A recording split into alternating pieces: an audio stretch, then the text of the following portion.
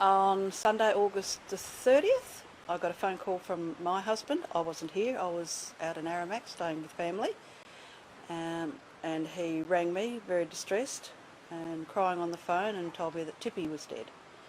And he then described to me how that happened. He said he was inside, heard Tippy outside yelping, which progressively went and rapidly went to screaming, and he was thrashing him, throwing himself around. He went under my car, which is parked on the veranda in a carport, threw himself under the car and up under the wheel arch, obviously looking for sanctuary.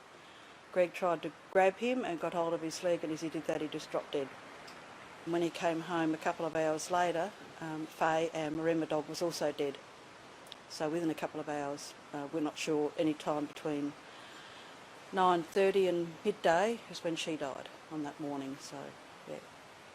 And what makes you think it's the 1080, and how did you come to that? Greg at first thought it might have been snake bite, but as soon as he said to that, I thought, no, snake bite's not usually that rapid where they thrash around like that, and you usually can get them to a vet. So I immediately thought of poisoning. Greg erred on the side of snake bite until he came home to find Fay dead.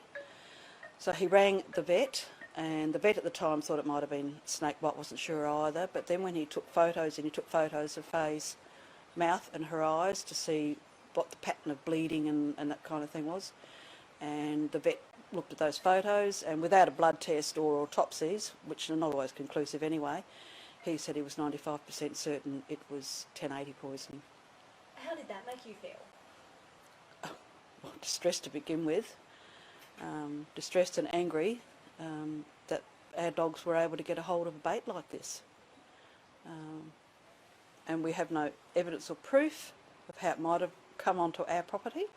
Remembering these are working dogs, so they're not just confined to a house yard, they're all over our 100-acre property. So if there's any baits that are transported in there inadvertently, they're going to find it. And I guess on that transporting the bait, how do you think that happened? What are you thinking in terms of that? Well, we can't be certain, but we have been told that birds can transport this bait, and we don't know if someone else is baiting closer to us that did it without a permit and without notifying us. Now, Pat, I think what's caught a lot of people's attention is what Ted did. Can you tell us about that? Oh dear, that made me cry. Greg took them to bury them, and because he was told by the vet that an autopsy could be done, but there was no guarantees, and at that stage we didn't know we could get that paid for, so it was a cost factor and it was a results factor.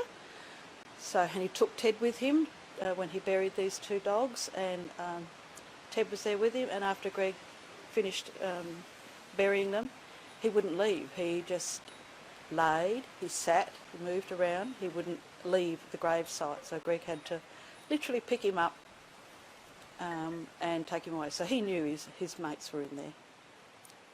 So, yeah. Sorry. No, please don't be sorry. That's awful. Yeah, it's devastating for you. And yeah, well, more devastating for my husband, because you can't unsee that sort of stuff. He just relayed the information to me and then showed me the photos, which was upsetting enough. But when you see what he witnessed, you can't unsee that. And it's a cruel way for any animal to die, whether it's a feral one or a domestic one.